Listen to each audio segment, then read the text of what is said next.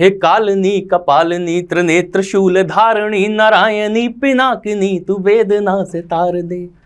हे colony कपालनी Trinetra शूल धारणी नारायणी पिनाकिनी तू वेदना से तार दे। चंड मुंड नाशनी निशुंभ शुंभ मर्दनी हे ब्रह्मवादिनी हृदय से दंभ को वार दे। चेतना रहे प्रबुद्ध लोभ से ना हो अशुद्ध, चेतना रहे प्रबुद्ध लोभ से ना हो अशुद्ध। ज्ञान भर विशुद्ध और बुद्ध सा निखार दे, ज्ञान भर विशुद्ध और बुद्ध सा निखार दे। शांभवी सती शिवा है शक्ति मात साध्वी तू कर कृपा कराल और जन्म ये संवार दे, कर कृपा कराल और जन्म ये संवार दे। हमारे समस्त दर्शकों को शारदीय नवरात्र की हार्दिक शुभकामनाएं। माता रानी आप सभी के सपनों को इसी वर्ष साकार करें और जब अगले वर्ष हम माता का आगमन करें तो हम एक सफल व्यक्ति के रूप में उनकी आरती उतारें, यही ईश्वर से प्रार्थना है। अब हम अगर हिंदी के दृष्टिकोण से देखें तो ये जो छंद मैंने अभी पढ़ा ये मेरे द्वारा स्वयं लिखा गया है, माता रानी ने स्वयं लिखवाया है। और हिंदी के दृष्टिकोण से यदि आप देखेंगे तो इसे कहते हैं रूप घनाक्षरी। 32 वर्ण का विधान होता है, यानी कि प्रत्येक पद में 32 वर्ण होते हैं और 16 वर्णों पर यति होती है। यति का अर्थ होता है कि 16 वर्णों पर हम विराम लेते हैं। तो ये हिंदी के दृष्टिकोण से परीक्षोपयोगी तथ्य हो गए इस छंद को लेकर। अब हम लोग आगे बढ़ते हैं और देखते हैं कि आज हमें क्या करना है। तो जो हम लोग वीडियो 2018 के लिए प्रश्न पत्रों को हल करने का जो क्रम हम लोग एक जारी रखे हुए थे, आज वो क्रम एक समाप्त हो जाएगा, क्योंकि ये अंतिम प्रश्न पत्र होगा सामान्य हिंदी का हमारे लिए, ठीक है ना। 23 दिसंबर 2018 प्रथम पाली का ये प्रश्न पत्र होगा, यही रह गया था, बाकी 3 हम आपको करवा चुके हैं।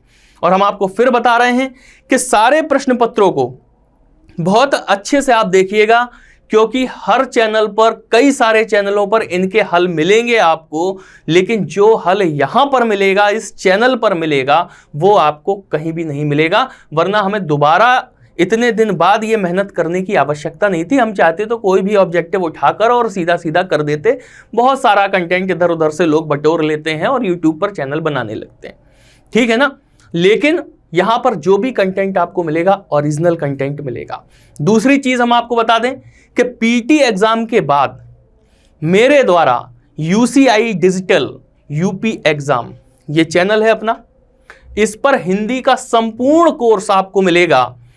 प्रतिदिन एक वीडियो आपके लिए अपलोड किया जाएगा और आप ये समझ लें कि अगर आपने वो सारे वीडियो फॉलो कर लिए शुरू से लेके आखिरी तक, तो आप किसी भी परीक्षा में किसी भी पद के लिए, यहां तक कि क्लरिकल से लेके और अगर आप आईएएस तक अगर जाना चाहेंगे तो हर परीक्षा के लिए वो वीडियो आपके लिए पर्याप्त होंगे। और सारे वीडियो एकदम मुफ्त आपको उपलब्ध करवाए जाएंगे पूरी व्याख्या के साथ।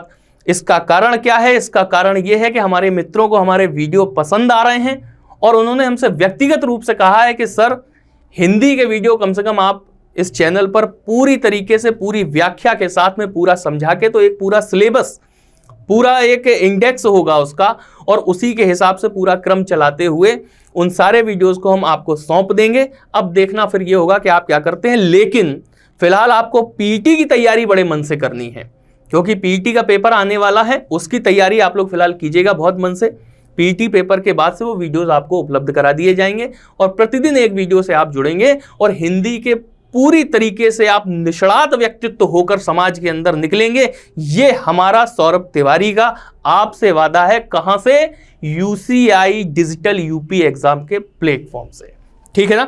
चलिए आगे बढ़ते हैं। आज का क्रम है हमारा, उस क्रम पर हम चलते हैं और ये देखते हैं कि आज का हमारा पेपर कहां से शुरू होता है और कहां पर खत्म होता है, ठीक है ना। चलिए पहला प्रश्न देखिए आप। सबसे पहले तो एक पैराग्राफ है, इस पैराग्राफ को देखते हैं। उत्साह की गिनती अच्छे गुणों में होती है। किसी भाव के अच्छे या बुरे होने का निश्चय अधिकतर उसको प्रवृत्ति के शुभ या अशुभ के परिणाम के विचार से होता है। वही उत्साह जो कर्तव्य कर्मों के प्रति इतना सुंदर दिखाई पड़ता है, अकर्तव्य कर्मों की ओर होने पर वैसा श्लाघ्य प्रतीत नहीं होता। देखिए एक शब्द आया श्लाघ्य। हम उन शब्दों की ओर आपका ध्यान भी आकृष्ट करते चलेंगे जिन शब्दों पर हम पहले चर्चा कर चुके हैं। एक शब्द आपको मिला क्या? श्लाघ्य। ठीक है ना। प्रतीत नहीं होता जो आत्मरक्षा, पररक्षा, देश रक्षा आदि के निमित्त साहस की, निमित्त शब्द भी हम आपसे डिस्कस कर चुके हैं, आप देखें निमित्त शब्द। ठीक है ना। इन्हीं पेपरों को जब आप सॉल्व करेंगे तभी हम आपसे कह रहे हैं कि सारे पेपर सॉल्व करिए। इन्हीं पेपरों को जब आप सॉल्व करेंगे तब आप ये देखेंगे। ठीक है ना। निमित्त भी हम आपसे डिस्कस कर चुके हैं। साहस की जो उमंग देखी जाती है उसके सौंदर्य को परपीड़न आपसे डिस्कस नहीं किया है, लेकिन किस सेंस में हमने इस पे निशान लगाया ये भी हम आपको बता देंगे। परपीड़न, डकैती आदि कर्मों का साहस कभी नहीं पहुंच सकता। यह बात होते हुए भी विशुद्ध उत्साह या साहस की प्रशंसा संसार में थोड़ी बहुत होती ही है। अत्याचारियों या डाकुओं के शौर्य व साहस की कथाएं भी लोग तारीफ करते हुए भी सुनते हैं। उपरोक्त गद्यांश के आधार पर निम्न प्रश्न के उत्तर दीजिए। गद्यांश का शीर्षक बताइए। ऐसा एक प्रश्न आपको हर परीक्षा में मिलता ही मिलता है। ठीक है। तो शीर्षक पढ़ के तो आप समझ ही गए होंगे कि इसका आंसर है उत्साह, क्योंकि इसी के आधार पर व्याख्या की जा रही है। ठीक है ना। अब आप देखें, हमने आपसे पहला शब्द बोला श्लाघ्य। तो श्लाघ्य केवल इसी सेंस में हमने आपसे बोला कि आपको श्लाघ्य का अर्थ पता होना चाहिए। तो श्लाघा का अर्थ होता है प्रशंसा और श्लाघ्य का अर्थ होता है प्रशंसनीय। बात आई ना समझ में आपको? प्रशंसा से प्रशंसनीय बना, उसी तरीके से श्लाघा से श्लाघ्य बना है। बात आई समझ में?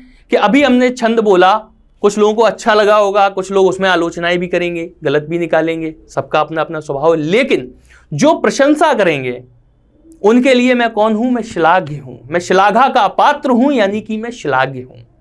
ठीक है ना। जो लोग उसे गलत कहेंगे उनके लिए मैं निंद्य हूं, निंदा का पात्र हूं, निंद्य हूं। बात क्लियर होगी ना। निमित्त का अर्थ क्या होता है? निमित्त का अर्थ होता है हेतु के अर्थ में, हेतु के अर्थ में। ठीक है ना। परपीड़न का अर्थ क्या होता है?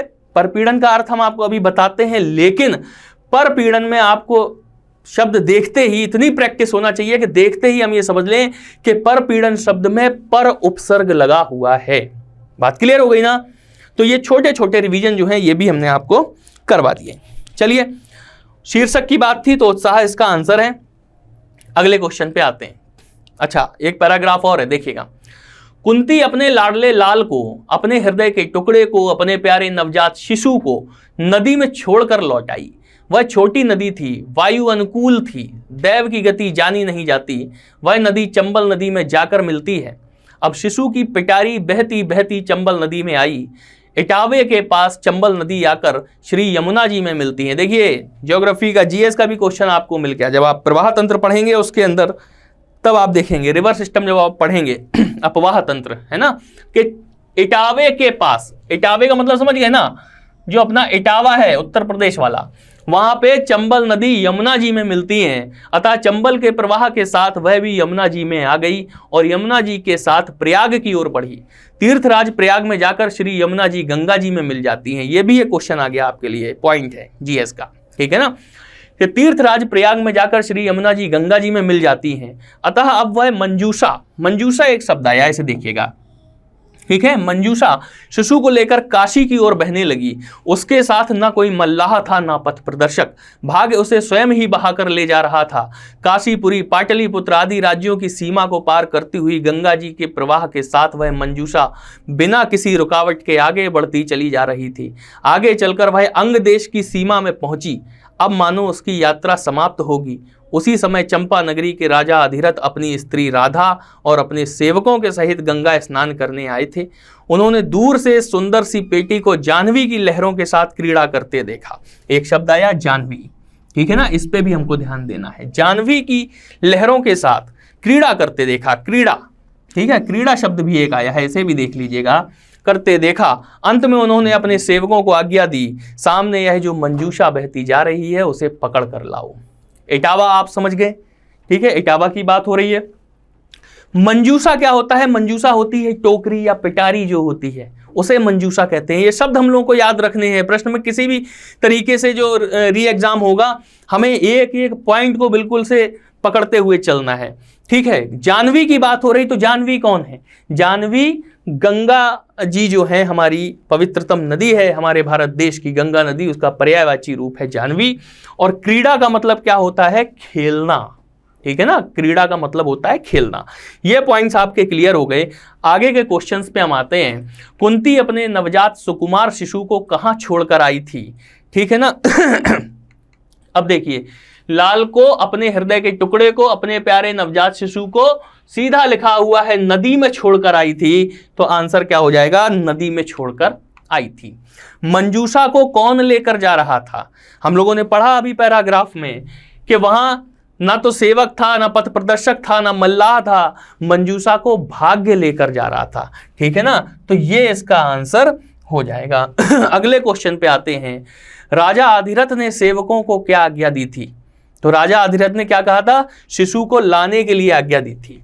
ठीक है ना, सॉरी, मंजूषा को लाने के लिए, क्योंकि शिशु तो मंजूषा में था, टोकरी में था, है ना, तो मंजूषा को लाने की आज्ञा दी थी राजा अधिरथ ने। क्लियर हो गया? और मंजूषा टोकरी होती है। अगले क्वेश्चन पे आते हैं। चंपा नगरी के राजा किसके साथ गंगा स्नान करने आए थे? तो हम लोगों ने देखा था कि चंपा नगरी के राजा अपनी स्त्री राधा और सेवकों के साथ गंगा स्नान करने आए थे, यानी कि ए आंसर इसका सही हो जाएगा, राधा और सेवकों के साथ गंगा स्नान करने आए थे। अगले क्वेश्चन पे आते हैं।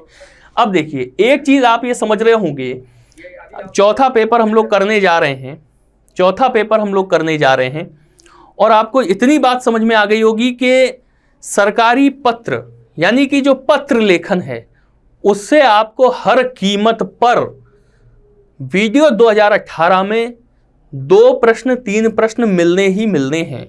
इतनी चीज जांचने परखने के बाद भी अगर आप वो प्रश्न गलत करके आते हैं तो ये आपकी व्यक्तिगत समस्या है, ये किसी और की समस्या नहीं है। क्वेश्चन पे हम लोग देखते हैं, जब कोई सरकारी पत्र, ज्ञापन या कार्यालय ज्ञापन एक साथ अनेक प्रेषितों को भेजा जाए तो उसे क्या कहते हैं? बात समझ में आई ना? सरकारी पत्र, ज्ञापन या कार्यालय ज्ञापन एक साथ अनेक प्रेषितों को, प्रेषितियां मतलब पत्र को प्राप्त करने वाले जो होते हैं, ठीक है ना, किसी ने हमें पत्र भेजा तो हम कौन हो गए? हम प्रेषित हो गए। बात क्लियर? तो अनेक प्रेषितों को भेजा जाए तो उस पत्र को क्या कहते हैं? सीधा सा आंसर है, उस पत्र को परिपत्र कहते हैं। और उम्मीद है कि इस क्वेश्चन के माध्यम से आप ये समझ गए होंगे कि परिपत्र की परिभाषा क्या है। ठीक है ना? तो इसकी आवश्यकता कब होती है? जब एक साथ कई लोगों के पास तक सूचना पहुंचानी हो या कई लोगों से सूचना प्राप्त करनी हो, तब इस परिपत्र की आवश्यकता पड़ती है। क्लियर हो गई ना बात? और जब अति शीघ्रता हो इस बात की कि यार हमें सूचना लेनी है या सूचना बड़ी जल्दी पहुंचानी है, तब एक साथ बंच में सूचनाएं पहुंचा दी जाती है, वो परिपत्र कहलाता है। अनुस्मारक पत्र देख लीजिए। एक होती है अधिसूचना, ठीक है ना, एक अधिसूचना होती है, अधिसूचना को विज्ञप्ति भी बोलते हैं। ठीक, और विज्ञप्ति कहाँ होती है? सबसे बड़ा पॉइंट, विज्ञप्ति जैसे किसी के चयन की सूचना देनी है, किसी को डिबार किया गया है, पदमुक्त किया गया है, उसकी सूचना, मतलब किसी भी प्रकार की कोई भी चीज़ है वो अधिसूचना होती है, विज्ञप्ति होती है। और ये समझ लीजिएगा कि जो अधिसूचना है वो हमेशा भारत सरकार के गजट में होती है। जो भारत सरकार का गजट होता है उस गजट में इसका जो प्रकाशन है वो किया जाता है सामान्यतः। तो इस चीज़ को आपको याद रखना है कि अधिसूचना का प्रकाशन भारत सरकार के गजट में किया जाता है। अनुस्मारक पत्र देखिएगा क्या होता है। तो अनुस्मारक पत्र जो होता है, अनुस्मारक पत्र होता है कि जैसे कार्यालय में किसी व्यक्ति को कोई पत्र भेजा गया, वो उस पर ध्यान नहीं दे पाया, तो उस पीछे वाले पत्र पे ध्यान आकर्षित कराने के लिए अनुस्मारक पत्र भेजा जाता है। ठीक है ना, ये बात समझ में आ गई। अब कुछ लोग ये सोच रहे होंगे कि अनुस्मारक पत्र, जब एक व्यक्ति, कोई हमारा अधीनस्थ व्यक्ति, वो पुराने वाले पत्र पे ध्यान नहीं दे पाया तो उसे दोबारा पत्र भेजा गया, तो उसकी भाषा बहुत सख्त होती होगी कि तुम ऐसा कैसे हो गया कि तुम पुराने वाले पत्र पे ध्यान नहीं दे पाए। ये नहीं होता है, ये समझिएगा। जो सरकारी तंत्र है उसके कुछ प्रोटोकॉल्स होते हैं, और उन प्रोटोकॉल्स के अंतर क्या होता है, उसके अंतर्गत क्या होता है कि ये माना जाता है परंपरागत रूप से कि यदि कोई व्यक्ति किसी पुराने निर्देश पर ध्यान अपना आकृष्ट नहीं कर पाया है तो वो सरकारी तंत्र की व्यस्तताओं के चलते नहीं कर पाया है, उसे एक मानवीय भूल समझकर उस पत्र का उद्देश्य केवल इतना होता है कि उसका ध्यान उस पत्र की ओर आकृष्ट हो जाए। बात आई ना समझ में? तो इसे कहते हैं अनुस्मारक पत्र। मान लीजिए वो उस पर भी गौर नहीं कर पाया तो फिर एक और स्मारक लिखना पड़ेगा। और एक चीज और ध्यान रखिएगा, 2 स्मारकों के बीच में कम से कम 1 माह की अवधि का फर्क होता है। किसी को पत्र लिखा, वो उस पर ध्यान नहीं दे पाया, हमने उसे एक अनुस्मारक पत्र लिखा। अनुस्मारक पत्र पे भी वो अगर अपना ध्यान नहीं दे पाया तब क्या होता है कि कम से कम 1 महीना ये देखा जाता है कि हो सकता है ये इस पर ध्यान दे ले, और जब नहीं दे पाया तो फिर उसे दोबारा अनुस्मारक पत्र एक लिखा जाता है और ये कहा जाता है कि मतलब जो पीछे पत्र जो लिखे जा चुके हैं उनके ऊपर उसका ध्यान आकृष्ट कराया जाता है। तो इस प्रकार के उद्देश्य की पूर्ति के लिए जो पत्र लिखे जाते हैं वो अनुस्मारक पत्र कहलाते हैं। परिपत्र आप लोग समझ ही गए हैं कि जब कोई सरकारी पत्र, ज्ञापन या कार्यालय ज्ञापन एक साथ अनेक प्रेषितों को भेजा जाए, ये समझ लीजिएगा कि एक साथ कई लोगों को भेजा जाता है एक पत्र। इस ऑफिस से पत्र निकला और यहां भी चला गया, यहां चला गया, यहां चला गया, यहां चला गया, यहां चला गया, कई जगह चला गया, ठीक है ना। या यहां से सूचना, यहां से सूचना, यहां से सूचना, यहां से सूचना, या तो इन्हें निर्देश दिया जा रहा है या इनसे कोई सूचना प्राप्त की जा रही है। उम्मीद है आप लोगों को ये वाला पॉइंट बहुत अच्छे से समझ में आ गया होगा, क्योंकि पत्र की हमने इतनी व्याख्या नहीं की थी पहले, तो आज हमें लगा कि बाकी पेपर तो बहुत जल्दी सॉल्व होने लगेंगे। कुछ टॉपिक ऐसे हैं इसके अंदर, कुछ क्वेश्चन ऐसे हैं कुछ टॉपिक से रिलेटेड कि जिन पर हमें थोड़ी थोड़ी व्याख्या करना चाहिए। अगले प्रश्न पर आते हैं, देखिएगा। जब एक अधिकारी दूसरे अधिकारी को व्यक्तिगत नाम से पत्र लिखता है तो उसे क्या कहते हैं? अब देखिए, क्वेश्चन को समझने का प्रयास कीजिए पहले, और कई आंसर प्रश्न के अंदर ही होते हैं कई आंसर प्रश्न के अंदर होते हैं। अधिकारी को पत्र लिख रहा है तो शासकीय मामला है, ठीक है, लेकिन व्यक्तिगत नाम से लिख रहा है। बताइए ना समझ में? अधिकारी को पत्र लिख रहा है, यानी कि शासकीय व्यक्ति को ही पत्र लिखता है, लेकिन वो व्यक्तिगत नाम से लिखता है तो फिर वो क्या हो जाता है? वो अर्धशासकीय हो जाता है। बात क्लियर हुई इतनी कि अधिकारी व्यक्ति को ही पत्र लिख रहा है तो शासकीय मामला हो गया। क्योंकि वो व्यक्तिगत नाम से लिख रहा है इसलिए वो व्यक्तिगत हो गया, ठीक है। अब शासकीय पत्र की अगर हम बात करते हैं कि शासकीय पत्र क्या होते हैं, इन पत्रों की अगर हम बात करें कि शासकीय पत्र क्या होते हैं, तो शासकीय पत्र वो होते हैं जो या तो 2 समकक्ष अधिकारी एक दूसरे के लिए लिखते हैं, ठीक है ना। 2 समकक्ष अधिकारी एक दूसरे के लिए लिखते हैं शासकीय पत्र, और इनका विषय कुछ भी हो सकता है, ठीक है ना। व्यक्तिगत नहीं तो वो व्यक्तिगत पत्र में आ जाएगा, व्यक्तिगत विषय नहीं हो सकता, हाल चाल नहीं ले सकते हैं शासकीय पत्र के अंतर्गत, लेकिन बाकी किसी भी विषय पर वो शासकीय पत्र लिखा जा सकता है। तो 2 अधिकारी जब एक दूसरे को पत्र लिखते हैं तो शासकीय पत्र हो जाता है, ठीक है। या फिर मतलब समकक्ष अधिकारी होना चाहिए, तो एक अधिकारी या तो अपने समकक्ष अधिकारी को शासकीय पत्र लिखेगा या अपने उच्च अधिकारी को शासकीय पत्र लिखेगा। बात क्लियर हो गई? शासकीय पत्र का औचित्य आपको समझ में आया कि एक अधिकारी या तो अपने समकक्ष अधिकारी को लिखेगा, ठीक है ना। ये हो गया एक अधिकारी, ये हो गया दूसरा अधिकारी, और ये हो गया इसके ऊपर उच्च अधिकारी, ये इसके नीचे हो गया जूनियर अधिकारी। तो ये अधिकारी या तो इसे शासकीय पत्र लिखेगा या इसे शासकीय पत्र लिखेगा। बात क्लियर? ठीक है। और जब भी शासकीय पत्र लिखे जाते हैं तो इनका आरंभ किससे होता है? सेवा में। जब शासकीय पत्र लिखे जाते हैं तो आरंभ सेवा में होता है, और अंत किससे होता है? भवदीय, ठीक है ना। आरंभ होता है सेवा में, ठीक, और अंत किससे होता है? अंत होता है भवदीय से। बात क्लियर हुई? ये सीधे सीधे फ्लैट क्वेश्चन पेपर में पूछ लिए जाते हैं, है ना। उम्मीद है कि इतनी सी चीज आप लोग समझ में आ गई होगी। अब देखिए, एक होता है कार्यालयी ज्ञाप, इसे स्मृति पत्र भी बोलते हैं, स्मृति पत्र भी बोल देते हैं, कुछ भी बोल देते हैं, ठीक है। कार्यालयी ज्ञाप ये क्या होता है कि अंतर विभागीय मामलों को सुलझाने के लिए कार्यालयी ज्ञाप लिख दिए जाते हैं, अंतर्विभागीय मामले जो हैं उनके अंतर्गत, या अंतर्विभागीय मामलों के अंतर्गत किसी की नियुक्ति की सूचना देनी है, किसी के सस्पेंशन की सूचना देनी है, इस तरीके की जो चीजें हैं वो भी सब कर दी जाती है इसके अंदर। और इसकी कार्यालय ज्ञाप की खासियत क्या होती है? शासकीय पत्र में औपचारिकता होती है, सेवा में और भवदीय लिखते हैं। ये क्या हो गया? आरंभ। ये क्या हो गया? अंत। बात क्लियर? लेकिन कार्यालय ज्ञापन में कोई भी औपचारिकता नहीं होती, ठीक है ना तो आरंभ में कोई औपचारिकता है, ना अंत में कोई औपचारिकता है। बात क्लियर होगी? ठीक है ना इसमें संबोधन है, ना ही इसमें कोई भी औपचारिक समापन है। उम्मीद है कि इतनी चीजें आप लोगों को समझ में आ गई होगी। अगले क्वेश्चन पे आते हैं। एक विद्यार्थी को अपने स्कूल के प्रधानाचार्य को अभिनिवेदन में क्या लिखना चाहिए? ठीक है ना, विद्यालय में हम लोग बहुत सारी एप्लीकेशन अपने प्रिंसिपल के लिए लिखते थे, ठीक। और जब प्रिंसिपल को एप्लीकेशन लिखते थे तो इस क्वेश्चन को तो कोई भी गलत नहीं करेगा, क्योंकि ऐसा कोई भी बच्चा नहीं होगा जिसने अपने विद्यालय में अपने प्रिंसिपल को एप्लीकेशन न लिखी हो या अपने क्लास टीचर को एप्लीकेशन न लिखी हो छुट्टी के लिए। कभी तबीयत खराब है, कभी पेट दर्द है, कभी शादी में जाना है, कभी बर्थडे पार्टी है, इन सब चीजों के लिए। तो पूरी एप्लीकेशन लिखने के बाद अगर इंग्लिश में लिखते थे तो योर ओबीडियंट, हिंदी में लिखते थे तो आपका आज्ञाकारी शिष्य, ठीक है ना। तो ये आपका आंसर हो गया ना इस क्वेश्चन का।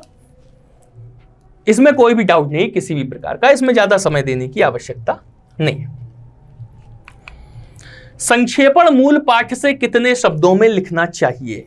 एक चीज समझिएगा, संक्षेपण आपका सिलेबस है, और जो हम डिटेल्ड क्लास शुरू करेंगे पीटी एग्जाम के बाद, उसमें सब कुछ आपको मिलेगा। जो भी मतलब कोई भी क्वेश्चन आप ऐसा नहीं होगा कि आप अगर आपने पूरे वीडियोस फॉलो कर लिए तो आप ये कहेंगे कि वहां पे सौरभ सर ये चीज तो पढ़ा ही नहीं पाए, इतनी चीज तो पढ़ा ही नहीं पाए।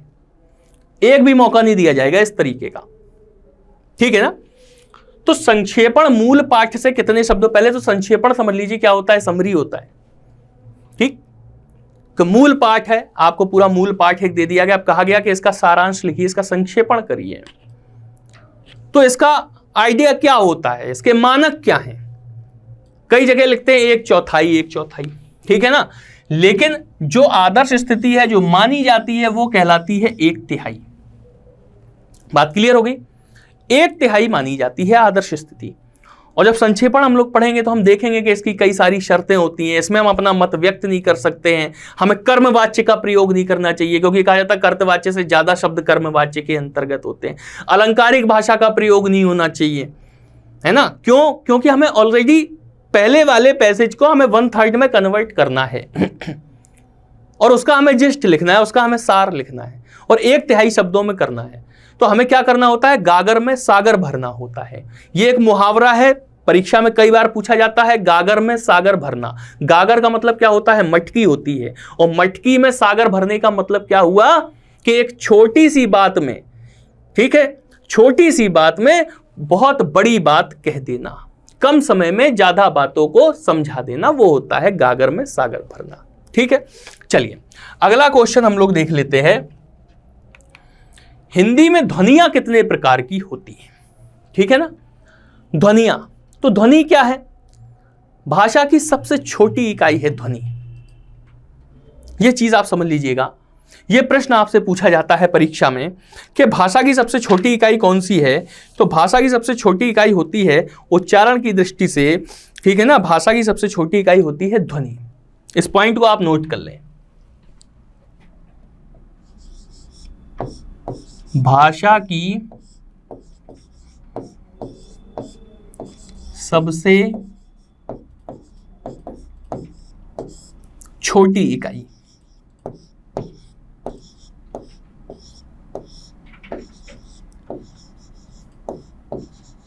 ठीक है ना, ये क्या होती है? ये होती है ध्वनि। बात आई समझ में? भाषा की सबसे छोटी इकाई ध्वनि है। किस आधार पर? उच्चारण के आधार पर।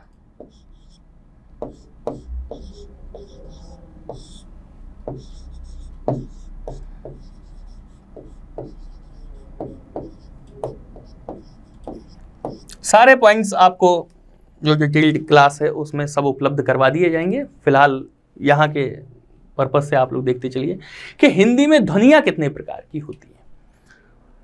कई लोग सोचेंगे यार ये कैसा क्वेश्चन है, हिंदी में ध्वनियाँ कितने प्रकार की होती हैं। लेकिन ध्वनियाँ केवल 2 प्रकार की होती हैं। कौन कौन सी होती हैं? स्वर और व्यंजन। उम्मीद है बात आप लोगों को क्लियर हो गई होगी। चलिए आगे बढ़ते हैं अगले प्रश्न पे। मात्रा के आधार पर स्वर कितने प्रकार के होते हैं? ठीक, हम पहले भी आपको बता चुके हैं, जो पीछे के 3 पेपर हमने सॉल्व करवाए हैं उसमें भी हम आपको बता चुके हैं कि मात्रा के आधार पर हिंदी में 2 प्रकार के, संस्कृत में 3 प्रकार के। हिंदी में दीर्घ स्वर और ह्रस्व स्वर, और संस्कृत में दीर्घ ह्रस्व के साथ में प्लुत भी जुड़ जाता है। तो हम लोग संस्कृत नहीं पढ़ रहे हैं, इसलिए हमें प्लुत की कोई भी आवश्यकता नहीं है। तो क्या हो जाएगा आंसर हमारा? मात्रा के आधार पर 2 भेद होते हैं। कौन कौन से? एक तो होता है स्वर और एक क्या होता है? व्यंजन। ठीक है ना?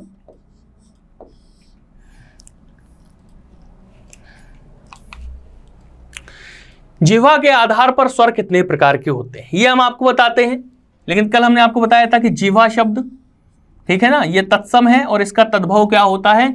इसका तद्भव होता है जीभ। ठीक है, तो आप ये देखिएगा कि साधारण भाषा को अगर हम पढ़ते रहेंगे ना तो हिंदी भाषा पे हमारी पकड़ अपने आप बनी रहेगी। ठीक है ना, बात क्लियर हुई? तो जिह्वा के आधार पर स्वर कितने प्रकार के होते हैं? तो जिह्वा के आधार पर स्वर कितने प्रकार के होते हैं? ये होते हैं 3 प्रकार के, अग्र स्वर, मध्य स्वर और पश्च स्वर। ठीक है, ये हो अग्र, जो अग्रभाग से बोले जाते हैं, मध्य और पश्च। ठीक है, इसके बाद जो पीटी के लिए प्रैक्टिस सेट लेके आएंगे, सारी चीजों को डिटेल में ऑब्जेक्टिव रूप में उसमें रख दिया जाएगा और ऑब्जेक्टिव क्वेश्चन सॉल्व करने के बाद ही आप ये समझ जाएंगे कि हिंदी के लिए आप ये 15-20 दिन की क्लास में कितने तैयार हो चुके हैं। ठीक है ना, तो इसलिए ज़्यादा डिटेल में समझने की अभी कोई आवश्यकता हमें है नहीं। बाकी की जो क्लास है वो टीईटी, सीटेट और जितने भी परीक्षाएं हैं, वीडियो है, लेखपाल है, यूपी SSSC की सारी परीक्षाएं हैं, सुपर टेट है, हर परीक्षा में वो वीडियो काम आएंगे। ठीक है ना, तो उन पर जरूर ध्यान रखिएगा। अगले क्वेश्चन देखते हैं। निम्न में से कौन सा शब्द पुल्लिंग है? ठीक है, दया किसी के ऊपर आती है, भाषा बोली जाती है, ठीक है ना, माया होती है, मोह माया होती है। लेकिन आभार क्या होता है? आभार व्यक्त किया जाता है। आभार का मतलब क्या होता है? किसी का धन्यवाद अदा करना, है ना, आपका हार्दिक आभार, इसका यह मतलब होता है। ठीक, तो ये हो गया पुल्लिंग शब्द आपका आभार। आगे देखते हैं अगला क्वेश्चन। कौन सा शब्द पुल्लिंग है? आशा की जाती है, क्षमा दी जाती है, ठीक है ना, सेना आती है, जाती है, लड़ती है। लेकिन कष्ट क्या है? कष्ट होता है। जब कोई गलत काम हो तो कष्ट होता है, कष्ट होती नहीं है। तो यहां पे पुल्लिंग शब्द कष्ट हो जाएगा। ठीक है ना, चलिए आगे देखते हैं। कौन सा शब्द स्त्रीलिंग है? विवाद होता है, रूप अच्छा होता है, बुरा होता है, जैसा भी होता है, ठीक है ना, सार लिखा जाता है। लेकिन आय क्या है? आय होती है। बताइए समझ में, आय होती है। कोई पूछेगा आपकी कितनी आय होती है, तो आप बताएंगे हमारी इतनी आय होती है। तो आय क्या है? आय होती है। ठीक है ना, तो स्त्रीलिंग पूछा है, ये हो गया। कौन सा शब्द स्त्रीलिंग है? इसमें भी आप देख सकते हैं, ग्रह, पत्ता, चंदन और सभा। तो आपको टाइम नहीं लगेगा सभा आंसर बताने में। आगे बढ़ते हैं। संधियां कितने प्रकार की होती हैं? ठीक है ना, संधियां कितने प्रकार की होती है? हम आपको पहले इस चीज को डिस्कस कर चुके हैं कि संधियां 3 प्रकार की होती हैं, स्वर संधि, व्यंजन संधि और विसर्ग संधि। जब स्वर का स्वर के साथ मेल होकर विकार उत्पन्न होता है तो स्वर संधि होती है। जब स्वर का स्वर या व्यंजन के साथ मेल होकर, जब व्यंजन का स्वर या व्यंजन के साथ मेल होकर विकार उत्पन्न होता है शब्दों में, तो वहां पर व्यंजन संधि होती है। और जब विसर्गों के साथ में स्वर या व्यंजन मिलकर विकार उत्पन्न करते हैं तो वो विसर्ग संधि होती है। ठीक है ना, चलिए, तो 3 प्रकार की हो गई संधि। इसका आंसर क्या हो गया? 3 हो गया। ठीक, आगे बढ़ते हैं। सदानंद संधि विच्छेद कीजिए। पहले भी हम आपको बता चुके हैं कि सदानंद का संधि विच्छेद भी करना है और आपको कमेंट बॉक्स में ये लिखना है कि संधि के किस भेद के अंतर्गत ये आता है। ठीक है ना, तो ये क्या हो जाएगा, सत प्लस आनंद, सदानंद। अब ये ता का दा कैसे हो गया, इसके लिए आपको डिटेल्ड वीडियो ही फॉलो करने पड़ेंगे, इन क्लासेस में ये संभव नहीं है। ठीक है, चलिए, पुस्तकालय में कौन सी संधि है। अगर आप लोगों को ध्यान होगा, एक व्यूअर हैं हमारे अभिषेक गौर, बहुत ही अच्छे व्यक्ति हैं, जो भी क्वेश्चन हम इसके अंदर पूछते हैं वो उनके उत्तर जो है कमेंट बॉक्स में देते हैं और ये बताता है कि आप अपने लक्ष्य के प्रति कितना गंभीर हैं। ठीक है ना, तो पुस्तकालय में कौन सी संधि है, जब पिछले पेपर में हम डिस्कस कर रहे थे, पुस्तकालय का जो है विच्छेद पूछा गया था, तब हमने उसमें क्वेश्चन अपने वीडियो में किया था कि पुस्तकालय में कौन सी संधि है, वो आपको कमेंट बॉक्स में लिखनी है। तो उन्होंने उसका उत्तर दिया था, मैं बहुत ही साधुवाद करता हूं आपका। और पुस्तकालय में कौन सी संधि है, तो यहाँ पे दीर्घ संधि है।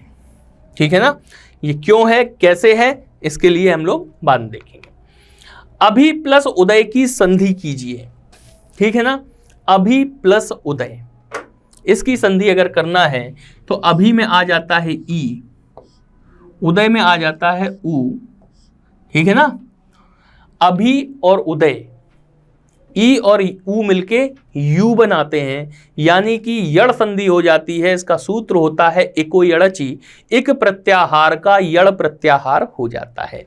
ठीक है, तो उस हिसाब से क्या हो जाएगा, अभ्युदय हो जाएगा। आगे बढ़िएगा, यथासंभव में कौन सा समास है। लगभग हर पेपर में हमने इस समास को डिस्कस किया है। यथासंभव में प्रथम पद क्या है, अव्यय है। और जब भी यथा, प्रति, इस प्रकार के शब्द जब आते हैं तो वहां पर केवल एक ही प्रकार का समास होता है, अव्ययी भाव समास। तत्पुरुष समास क्या होता है, जब कारक चिन्हों का लोप होता है। ठीक है ना, कर्मधारय समास क्या होता है, जब विशेषण होता है। द्विगु समास क्या होता है, जब पहला पद संख्यावाची होता है। ये सारी चीजें हम आपको पुराने वीडियोस में डिस्कस कर चुके हैं। परमेश्वर में कौन सा समास है, ठीक है ना, परम ईश्वर, परमेश्वर। ठीक, परमेश्वर, परम ईश्वर।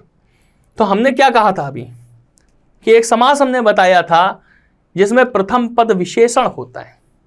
ठीक है ना, परम ईश्वर, बात आई नहीं समझ में। तो विशेषण किस में होता है, कर्मधारय में होता है।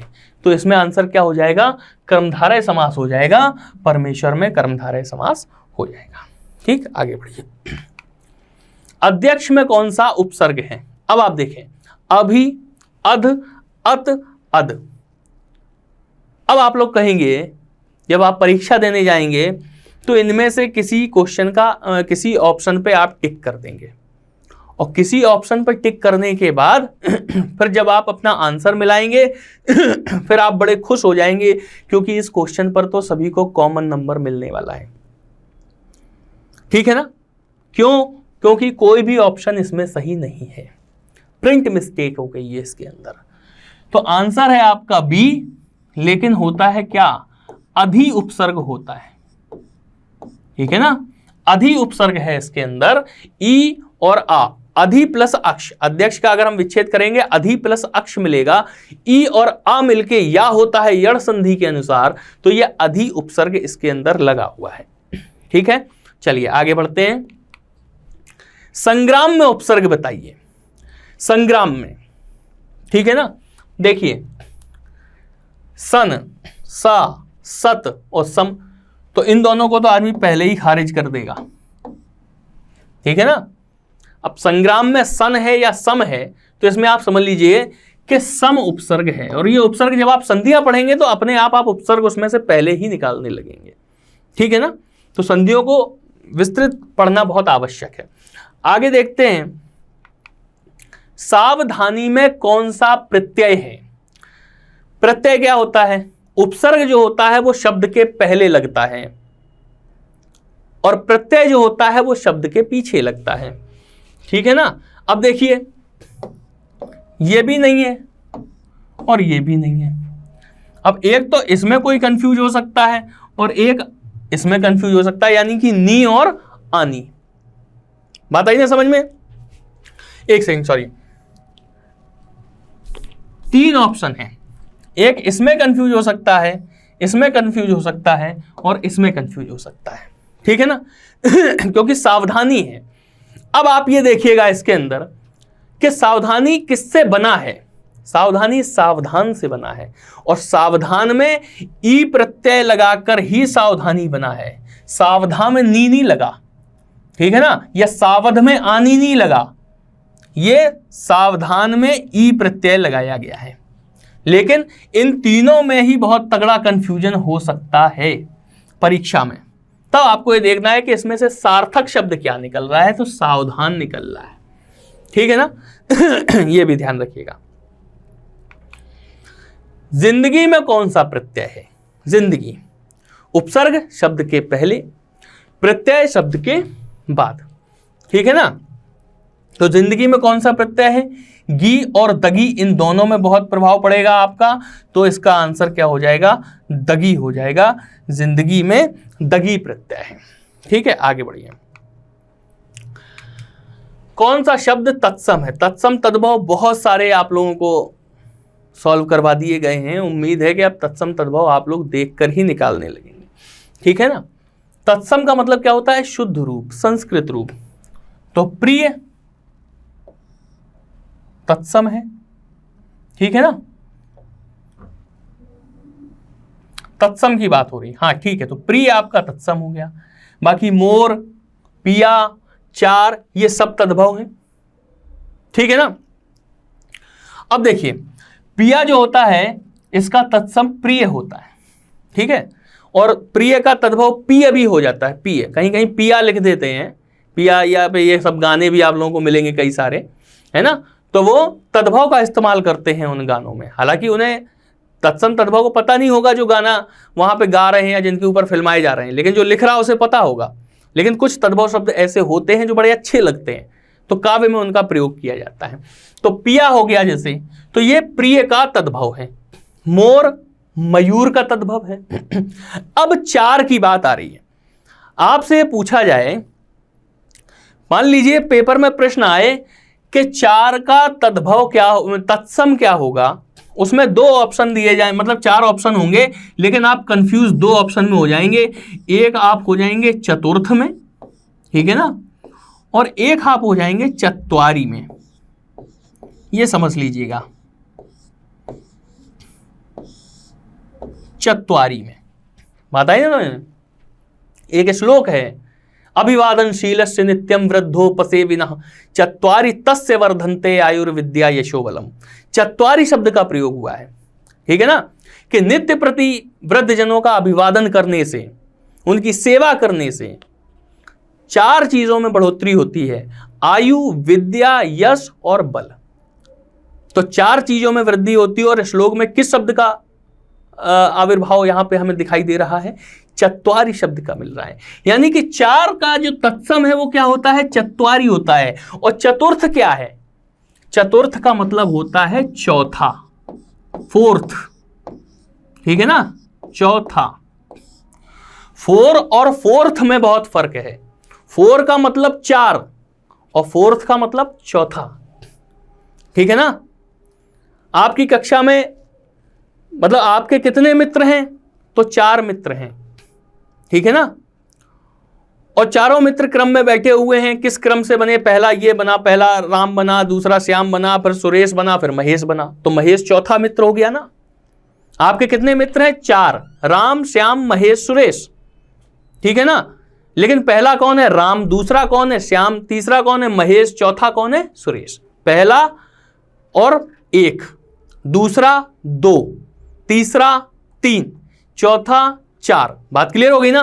तो ये समझिएगा कि 4 का जब आपसे तत्सम पूछा जाए तो होगा क्या? चत्वारी। और जब चौथा का पूछा जाए तो होगा चतुर्थ, ठीक है ना? तो उम्मीद है कि ये चीज छोटी चीज थी, लेकिन पेपर में बहुत तगड़े तरीके से आपको कंफ्यूज कर सकती थी, इसलिए इसे इतना डिटेल में हमने बता दिया है। आगे देखते हैं, कौन सा शब्द तत्सम नहीं है? ठीक, यानी कि 3 तत्सम हैं, 3 शुद्ध रूप हैं, 1 तद्भव है। कोई ठीक है ना। तो वचन शुद्ध रूप है, इसका क्या हो जाता है, इसका शब्द बिगाड़ देते हैं, वर्तनी में भी आ जाता है, वचन हो जाता है। ठीक है, तो ये तो शुद्ध हो गया वचन, क्योंकि इसका तद्भव वचन हो गया। तिक्त क्या होता है, तिक्त शुद्ध रूप है और इसका तद्भव क्या होता है, इसका तद्भव होता है तीखा। बात क्लियर होगी। तिक्त का होता है तीखा, है ना, कि कोई भी चीज खाई बहुत तीखा है तो तीखा शब्द हम लोग इस्तेमाल करते हैं, लेकिन वो संस्कृत रूप है, उसका शुद्धतम रूप है, वो क्या है, वो है तिक्त। ठीक है ना। अब चलिए शलाका की बात कर रहे हैं, कहीं कहीं शलाका मिलता है और कहीं कहीं पूरा मिल जाता है शलाका। ठीक है ना, ये भी मिलता है। आपको पता होगा, जिन लोगों ने इस बार लेखपाल का एग्जाम दिया होगा उसमें ये शलाका वाला प्रश्न आया हुआ है, आप लोग चाहें तो उसे देख सकते हैं, उस पेपर के अंदर शलाका आया है। ठीक है ना।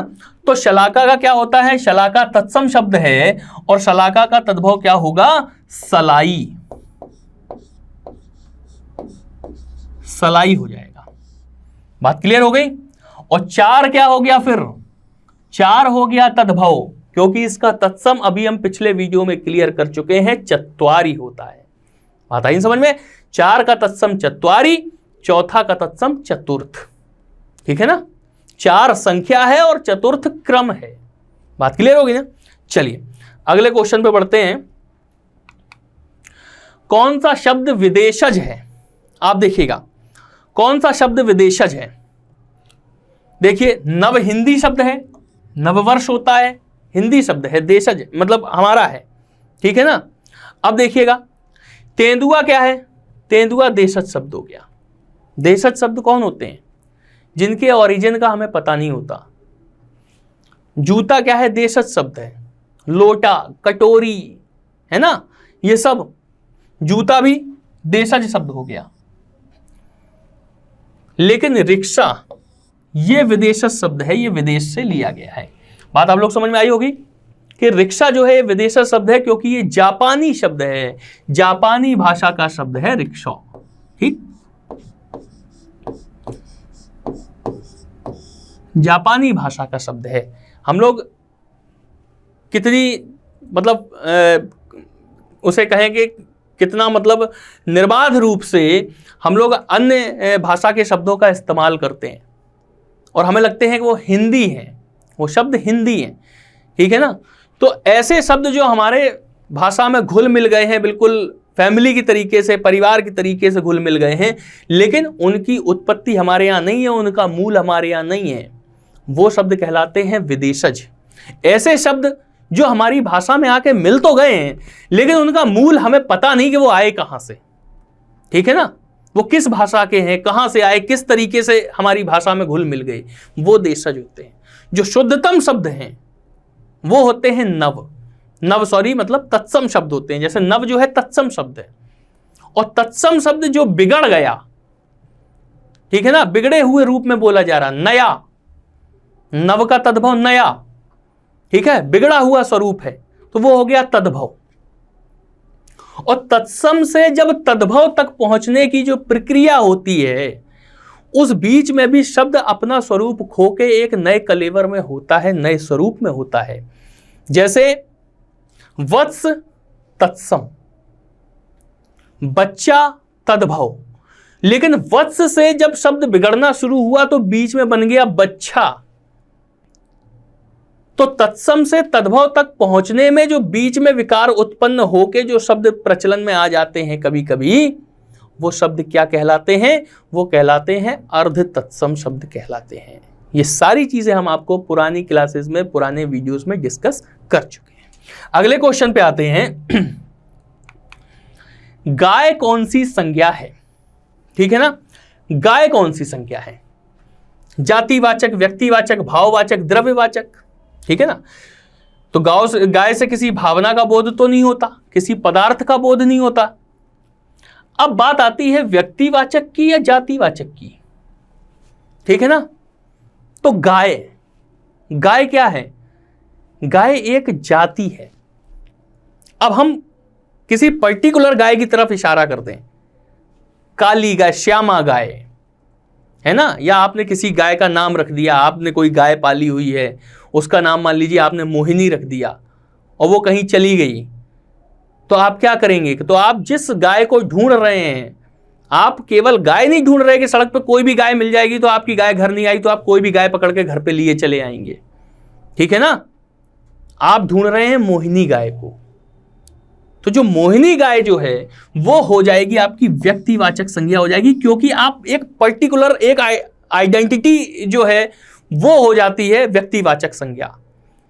और जब एक शब्द किसी समूह को प्रदर्शित करता है, गाय, हमें गाय के दूध की आवश्यकता है, हमें गाय की पूजा करना चाहिए, हिंदू धर्म में गाय को माता के समान पूजा जाता है, तो इसका मतलब क्या हुआ कि हम सारी गायों के विषय में बात कर रहे हैं। तो वहां पे क्या हो जाता है, एक जाति विशेष के बारे में बात कर रहे हैं, तो वो हो जाता है जातिवाचक संज्ञा। तो इसका आंसर क्या हो जाएगा आपका? जातिवाचक संज्ञा आपका आंसर हो जाएगा। आगे बढ़ते हैं, कौन सी भाववाचक संज्ञा है? ठीक है ना। अब देखिए, दिल्ली, मोहन, लड़का, ये क्या है? स्थानवाचक हो गई, व्यक्तिवाचक हो गई, जातिवाचक हो गई।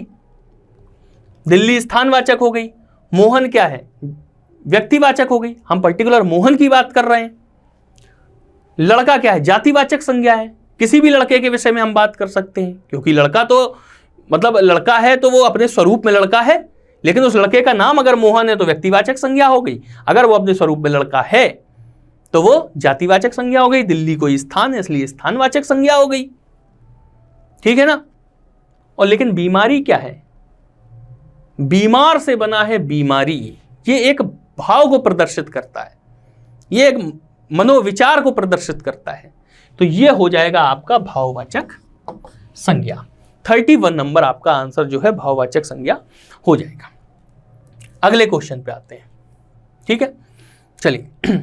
लेकिन एक चीज और ध्यान रखिएगा कि कभी कभी कुछ ऐसी व्यक्तिवाचक संज्ञाएं जो होती हैं उन्हें हम लोग क्या करने लगते हैं, उन्हें वो इतने फेमस लोग होते हैं कि उन्हें हम लोग करने लगते हैं जातिवाचक संज्ञाओं के रूप में। जैसे राजा हरिश्चंद्र कौन थे? एक व्यक्ति थे। अगर हम राजा हरिश्चंद्र के विषय में बात करेंगे तो व्यक्तिवाचक संज्ञा होगी, लेकिन कोई व्यक्ति ये कहे कि नहीं मैं कभी झूठ नहीं बोलता, तो आप उससे कहेंगे बड़े हरिश्चंद्र बने फिरते हो, यानी कि वहां पे हरिश्चंद्र सत्यवादी व्यक्तियों के लिए प्रयुक्त हो रहा है, तो हरिश्चंद्र क्या हो जाएगा वहां पे? एक जातिवाचक संज्ञा। वहां पे हरिश्चंद्र को हमने जातिवाचक संज्ञा के रूप में प्रयोग किया, ठीक है ना। कोई कहे हम मार काट में विश्वास नहीं करते, तो कहोगे हाँ बड़े गांधी हो तुम, ठीक है ना, बड़े गांधी हो। इसका मतलब क्या हुआ कि जो अहिंसक लोग हैं, जो शांति प्रिय लोग हैं, लोग उन्हें गांधी कहते हैं, ठीक है ना, ये चीज है। लेकिन जब हम गांधी जी के विषय में बात करेंगे तो वहां पर गांधी जी के नाम का प्रयोग जो है व्यक्तिवाचक संज्ञा के रूप में इस्तेमाल किया जाएगा। यह भी एक छोटा सा फैक्ट है, इसे भी याद रखिएगा। आगे बढ़ते हैं हम लोग। हिंदी में कुल कितने सर्वनाम हैं? ठीक है ना, जब हम लोग डिटेल में पढ़ेंगे तो सब कुछ देखेंगे, और फिलहाल इसका आंसर होगा कि हिंदी में कुल 11 सर्वनाम जो है इन्हें मान्यता प्राप्त है, ठीक है ना। 11 सर्वनाम है, मैं, तू, आप, यह, वह, जो, सो, सोई, कोई, इस तरीके के जो होते हैं, जो संज्ञा के बदले में शब्द बोले जाते हैं, तो 11 सर्वनाम जो हैं जिन्हें पूरा वैध तरीके से मान्यता प्राप्त है। तो अगर आपसे प्रश्न पूछा जाएगा फिर से या किसी और परीक्षा में कि हिंदी में कुल कितने सर्वनाम हैं, तो इनकी संख्या 11 हो जाएगी, ठीक है। चलिए अगले प्रश्न पे आते हैं। सर्वनाम के कुल कितने भेद होते हैं? ठीक है ना, तो सर्वनाम के कुल कितने भेद होते हैं? सर्वनाम के 6 भेद होते हैं, और ये तो आप तभी समझ पाएंगे ना जब आप कोई चीज डिटेल में पढ़ेंगे। कौन कौन से होते हैं?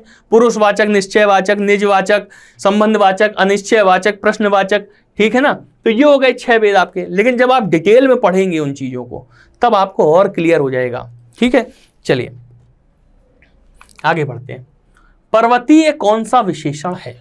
पर्वतीय, देखिए जरूरी नहीं कि हर शब्द को पूरी तरीके से हिंदी भाषा में जितने शब्द हैं एक एक शब्द आपके सम्मुख रखा जाएगा और उसे आप पूरा डिटेल में उसे आप पढ़ेंगे समझेंगे, हैं, ये तो संभव नहीं है। हो सकता है कि जब आप डिटेल्ड क्लास ले रहे हो उसमें हम पर्वतीय शब्द का इस्तेमाल ही ना करें और आपकी परीक्षा में पर्वतीय शब्द आ जाए, तो हमें रटना नहीं है, चीजों को हमें समझना है बहुत अच्छे से, है ना, कि पर्वतीय। अब देखिए संख्यावाचक विशेषण क्या होता है, जिसमें संख्या का बोध हो रहा हो। परिमाणवाचक क्या होता है, जिसमें परिमाण या मात्रा का बोध हो रहा हो। सर्वनामिक विशेषण क्या होता है, जिसमें सर्वनाम शब्दों का प्रयोग हो रहा हो, ठीक है ना। लेकिन गुणवाचक विशेषण होता है जिसमें गुण का बोध होता है। अब आप कहेंगे पर्वतीय में क्या है, तो एक चीज समझिएगा, जैसे हम लोग कहते हैं ना हिमालयन बियर, बियर भालू वाला, है ना, गंदी बात नहीं सोचना है। हिमालयन बियर की हम बात करें, यानी कि पर्वतीय भालू, उस भालू की विशेषता क्या है, पर्वतीय भालू है, यानी कि पहाड़ी भालू है, और उस भालू का यही गुण है कि वो पहाड़ी है। बताइए ना, हम तोता पालते हैं, हम कहते हैं पहाड़ी तोता तो नहीं है, क्यों, क्योंकि अगर पिंजरे से निकल गया एक बार तो लौट के नहीं आता। और जो देसी तोता है वो कुछ दिन पिंजरे में रह लेगा, उसके बाद चाहे जहां उड़ जाए लौट के अपने पिंजरे में ही आता है और खाना खाता है। तो पहाड़ी तोता, पर्वतीय तोता, ये उसका गुण है, उसकी पहचान है कि वो पर्वतीय है, पहाड़ी है, जंगली है। बताइए ना समझ में, तो ये चीज है हमारा, ठीक। और पर्वतीय लोगों की अपनी अलग पहचान होती है, उनके नए नक्श अलग होते हैं, उनके शरीर की बनावटें अलग होती हैं, उनके कल्चर अलग होते हैं, संस्कृतियां उनकी अलग होती हैं। तो पर्वतीय क्या है, एक तरीके से गुणवाचक है, ठीक है। चलिए आगे बढ़ते हैं। कौन सा शब्द विशेषण है, आगरा, कुछ, लिखना, चमकीला, इसमें तो कोई डाउट ही नहीं है। विशेषण जो किसी शब्द की विशेषता बताए, कितना चमकीला कुर्ता पहने हो, तो कुर्ते की विशेषता बता रहा ना, क्या विशेषता है कि कुर्ता चमकीला है, ठीक है। चलिए आगे बढ़ते हैं। जो शब्द संज्ञा की विशेषता बताते हैं वो क्या कहलाते हैं, इसमें भी कोई बात नहीं होना चाहिए, ये तो जब भी हम ये सारी चीजें पढ़ेंगे इनकी परिभाषाएं हमें याद होंगी, तो ये कहलाते हैं विशेषण, ठीक है ना। जिन शब्दों से किसी कार्य का करना या होना पाया जाए वो क्रिया कहलाती है। संज्ञा के बदले में बोले जाने वाले शब्द सर्वनाम कहलाते हैं, ठीक है ना। क्रिया की विशेषता बताने वाले शब्द विशेषण होते हैं। किसी भी व्यक्ति, वस्तु, स्थान के नाम को संज्ञा कहते हैं। क्रिया की विशेषता बताने वाला विशेषण, और विशेषण की विशेषता बताने वाला प्रविशेषण, ठीक है ना, प्रविशेषण।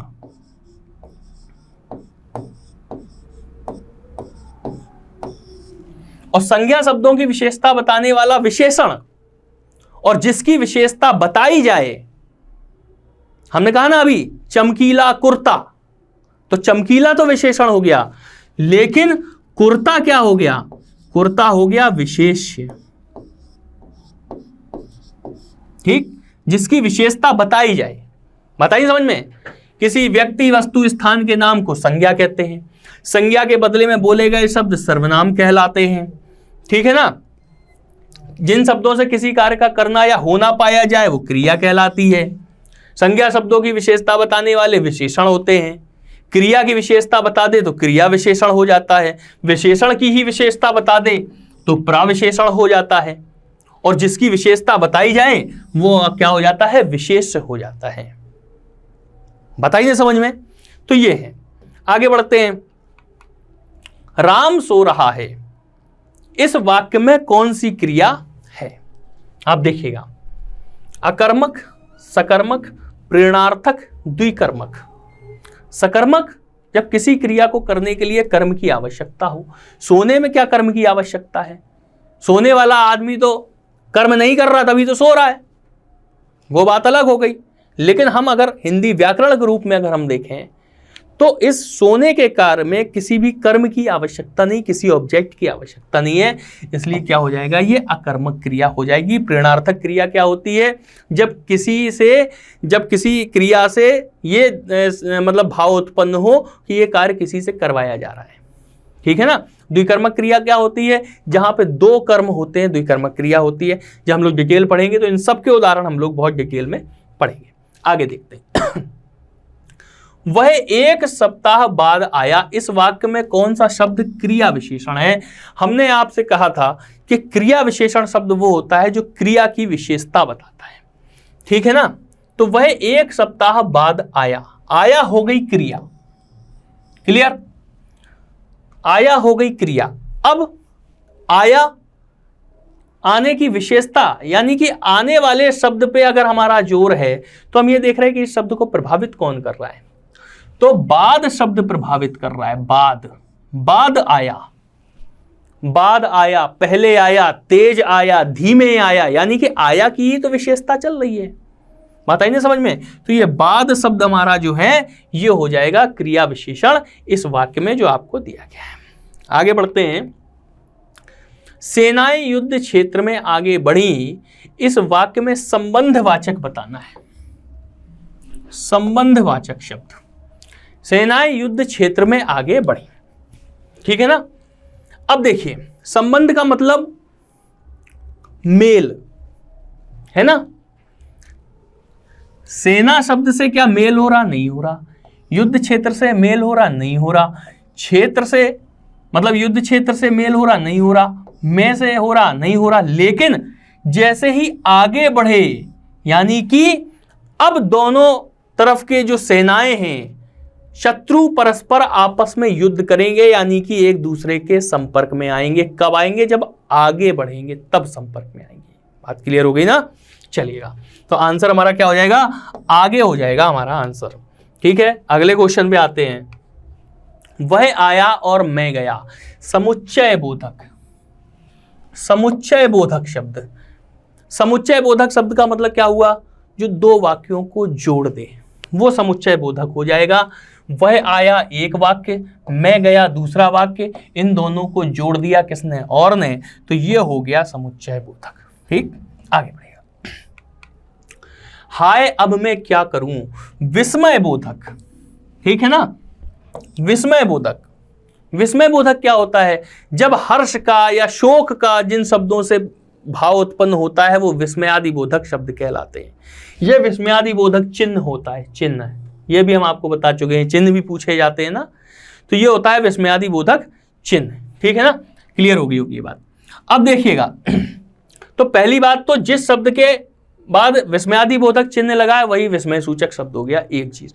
दूसरी चीज पहचान समझ लीजिए कि जिन शब्दों से हर्ष का, विषाद का, दुख का, इन चीजों का अगर भाव उत्पन्न होता है, जैसे हाय, अरे, वाह, ये सारी चीजें जो हैं ये सब किस में आती हैं? विस्मयादि बोधक में आती हैं। तो इस वाक्य के अनुसार हमारा आंसर हो जाएगा ए, 41 का ये आंसर हो गया।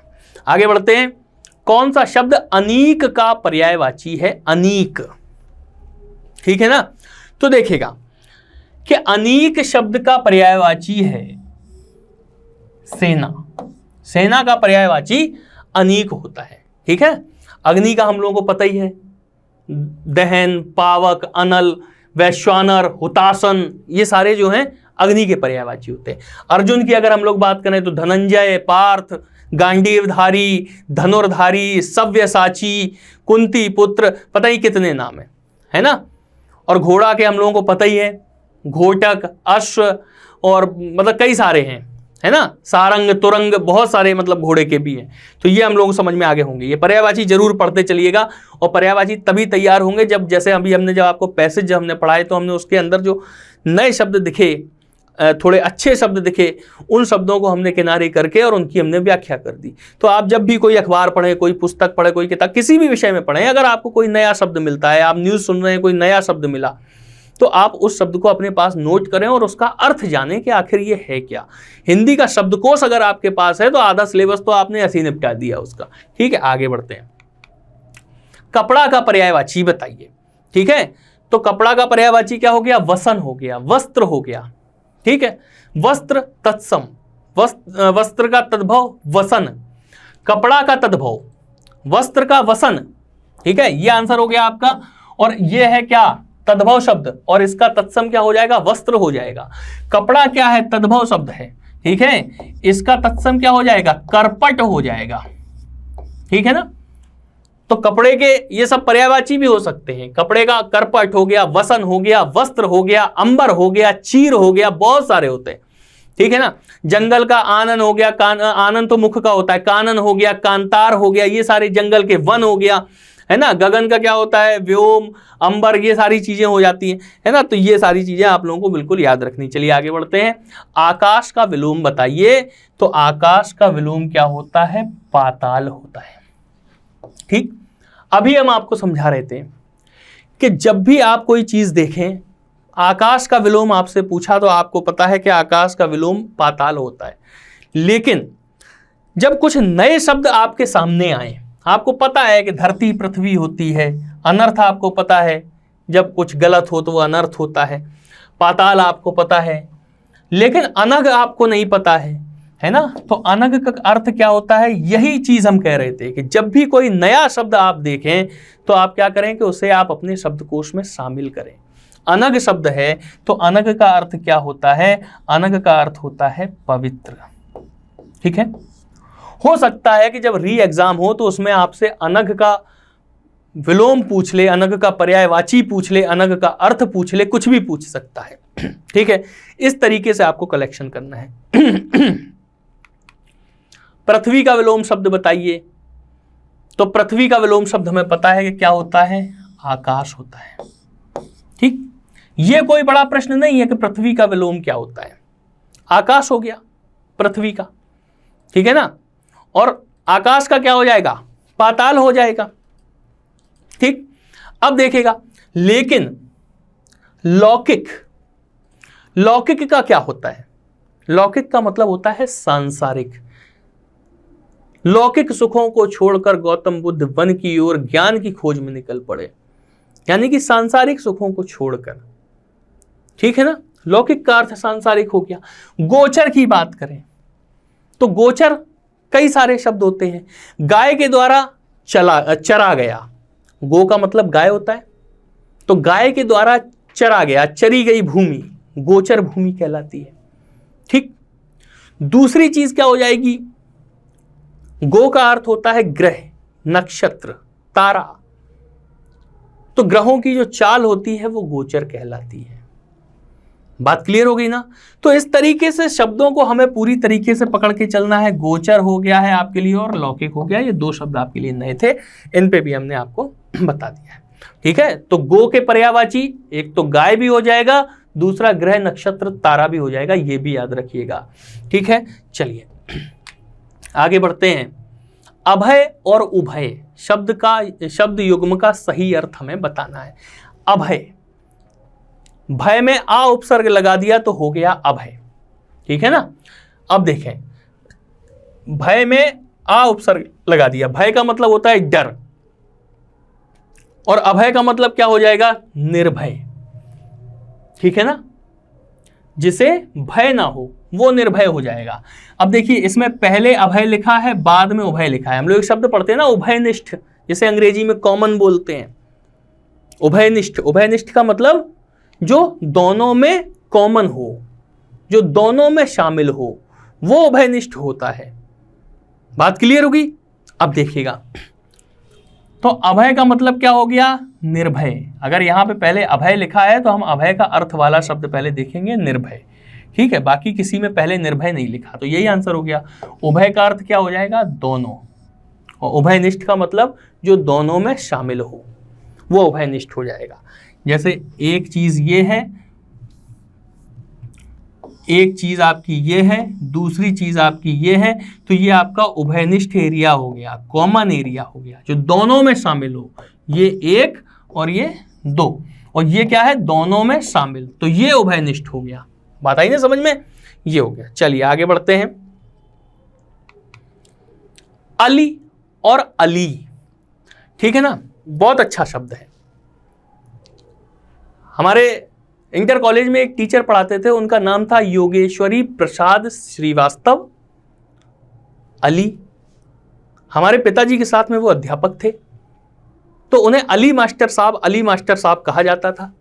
हमने अपने पिताजी से कौतूहलवश ये प्रश्न किया कि हमें तो पता है कि ये श्रीवास्तव हैं, फिर इन्हें हम लोग अली क्यों कहते हैं, अब ये मुस्लिम है या श्रीवास्तव हैं। तब हमें बताया गया कि आप समझ रहे हैं अली, ठीक है ना, लेकिन वो है कौन, वो है अली। ठीक है ना। वो चूंकि कवि थे, और कवि जो है अपने साथ एक उपनाम लगाते हैं जिस नाम से वो कविता लिखते हैं, ठीक है ना। जैसे हरिवंश राय जी थे, उन्होंने बच्चन लगाना शुरू किया, ठीक है ना। रामधारी सिंह, उन्होंने दिनकर लगाना शुरू किया। उसी तरीके से योगेश्वरी प्रसाद श्रीवास्तव, उन्होंने अली लगाना शुरू कर दिया। ये उनका उपनाम था जो हम लोग ये समझ रहे थे, ठीक है। और अगर साधारणतया अगर देखा जाए तो ये अली जो है ये हम मुस्लिम धर्म से जोड़कर देखते हैं, ठीक है ना। तो उसी सेंस में हम लोगों ने प्रश्न किया और पिताजी ने स्पष्ट किया कि वो ये लगाते हैं अली। और इस अली का अर्थ क्या होता है? इस अली का अर्थ होता है भंवरा, भ्रमर, ठीक है ना, भंवरा। और ये वाला अली पहले नंबर पे लिखा हुआ है अली, तो हो गया पहले नंबर पे भंवरा। और ये है अली, ठीक है ना, अली। तो इस अली का मतलब क्या होता है हिंदी में? सखी। बात आ गई ना आप लोगों को समझ में कि हिंदी में सखी होता है और मुस्लिम धर्म में संभवतः ये सरनेम होता है। जैसे हम लोग गजलें सुनते हैं ना गुलाम अली साहब की, ठीक है ना, तो वो अली लगाते हैं। लेकिन जो हमारे अध्यापक थे, जो कवि भी थे, वो अपना एक उपनाम लगाते थे, वो इस वाले अली का प्रयोग करते थे। इस अली का नाम, इस अली का पर्यायवाची होता है भंवरा। भंवरा तद्भव शब्द है और इसका तत्सम क्या हो जाएगा? भ्रमर, ठीक है ना। और इस अली का कहीं कहीं इसे आली मिलता है, सुनिएगा, समझिएगा, ये अली भी मिलता है और कहीं कहीं ये आली भी मिलता है, ठीक है ना। तो इसका मतलब क्या होता है? अली और आली, जिसमें बड़ी ई की मात्रा लग रही है, इन दोनों का अर्थ होता है सखी, ठीक। आप लोगों ने गाना भी सुना होगा, आली रे आली। अगर नहीं सुना ना तो उसमें ढूंढिएगा, करीना कपूर है शायद उसमें, उस गाने में, हमें याद नहीं आ रहा, उस गाने को ढूंढेगा। तो उस आली का मतलब क्या होता है कि वो अपनी सखियों को, अपनी सहेलियों को संबोधित कर रही हैं उस गाने में, ठीक है ना। तो गाने सुन के गुनगुनाने से अच्छा ये होता है कि उनके अंदर के शब्दों को निकाल के देखा जाए। बात क्लियर? चलिए, तो अली भी समझ में आ गया, अली भी समझ में आ गया। इसी तरीके से हमने शब्द युग्म वाला एक चीज हमने आपको बताया था पिछली क्लास में, ग्रह और ग्रह। बात क्लियर हो गई ना? इस ग्रह का मतलब क्या होता है? घर होता है। इस ग्रह का मतलब क्या होता है? नक्षत्र या तारा होता है। क्लियर? चलिए आगे बढ़ते हैं। उपसर्ग वह शब्दांश है, पहले पेपर से लेके और आज के अंतिम पेपर तक हमने बार बार आपको ये बताया है कि उपसर्ग वह शब्दांश है जो किसी शब्द के बाद, मध्य, आगे, कहीं भी, ठीक है ना। तो बस सीधी सी बात है कि उपसर्ग जो किसी शब्द के आगे जुड़ता है और जो किसी शब्द के बाद में जुड़ता है वो क्या कहलाता है? वो कहलाता है प्रत्यय। क्लियर? चलिए आगे बढ़ जाते हैं। कौन सा शब्द शुद्ध है? ये वर्तनी बहुत पूछी जाती है। कई मतलब सारे शब्द ऐसे हैं जिनमें पूछा जाता है, जैसे कवित्री होता है, उज्ज्वल होता है, इस तरीके से पूछे जाते हैं। तो इसका जो है गिनती जो होती है उसे जब हम शब्दों में लिखते हैं तब इसे हम लोग पढ़ते हैं क्या? 46। ये शुद्ध शब्द है अगर हम इसे शब्दों में लिख रहे हैं। 46 को, 46 को जब हम शब्दों में लिख रहे हैं तो ये है सही। छा में छोटी ई की मात्रा है और ला में बड़ी ई की मात्रा है। इन मात्राओं की वजह से ही ये प्रश्न पूछा गया है। बाकी नॉर्मली हम लोग बोलते क्या है? 46, ठीक है ना, 46, 46 कई लोग बोलते हैं, लेकिन शुद्ध शब्द जो है वो क्या है? 46। छा में छोटी ई की मात्रा, या में बड़े या का डंडा लगेगा, ला में बड़ी ई की मात्रा लगेगी और सा स्वतंत्र रहेगा। क्लियर होगी ना? चलिए आगे बढ़ जाते हैं। अंतिम प्रश्न है आज का, शुद्ध शब्द बताना है। उज्ज्वलन, उज्जलन, उज्ज्वलन, उज्जलन। इतनी बार का पूछा गया प्रश्न है कि इससे मतलब ये प्रश्न अगर कोई अब परीक्षा में गलत करके आता है कोई बंदा, तो आप ये समझ लीजिए कि उसने प्रीवियस ईयर के पेपर को छुआ तक नहीं है, देखा तक नहीं है, ठीक है ना। वो केवल किताबों को पढ़ने लगा है और किताबें आपको बाद में समझ में आएंगी ना। पहले जब आप प्रीवियस ईयर के पेपर देखेंगे, पैटर्न देखेंगे, पेपर का लेवल देखेंगे, है ना। और अब हम जो वीडियोस आपके लिए लेके आएंगे उसमें तो आपको किताबें भी उठाने की आवश्यकता नहीं होगी, ये गारंटी है इस बात की। और एक भी चीज उससे बाहर नहीं जाएगी और इतनी सहजता से, इतनी सरलता से सारी चीजें पढ़ा दी जाएंगी कि बिल्कुल चीजें आपके दिमाग में बैठने लगेंगी, है ना। चलिए, तो अब देखिएगा, अंतिम क्वेश्चन है शुद्ध शब्द बताइए। उज्ज्वलन ये हो गया हमारा शुद्ध शब्द। पूछा क्यों गया था? क्योंकि एग्जामिनर को यह अंदाजा है कि अभी भी इतनी बार पेपरों पूछने के बाद भी कुछ लोग इसे आंसर लगाएंगे। इन दोनों में तो कोई दिमाग नहीं लगाने वाला। अब बिल्कुल ही कोई बिल्कुल हिंदी का बिल्कुल गायब आदमी हो तो बात अलग है ना। तो ये तो आंसर हो गया उज्ज्वलन। और कंफ्यूज किस में करते हैं? इन दोनों में करते हैं। और इन दोनों में कंफ्यूजन किस चीज में होता है? केवल ये जो एक जा के साथ में आधा जा लगा हुआ है, ठीक है ना, ये एक होता है ज्व और एक ये होता है ज्वा, ठीक है ना। तो ये जो समझ लीजिएगा, ये वाला जो जा लगा हुआ है ये लगना होता है उज्ज्वल में या उज्ज्वलन में।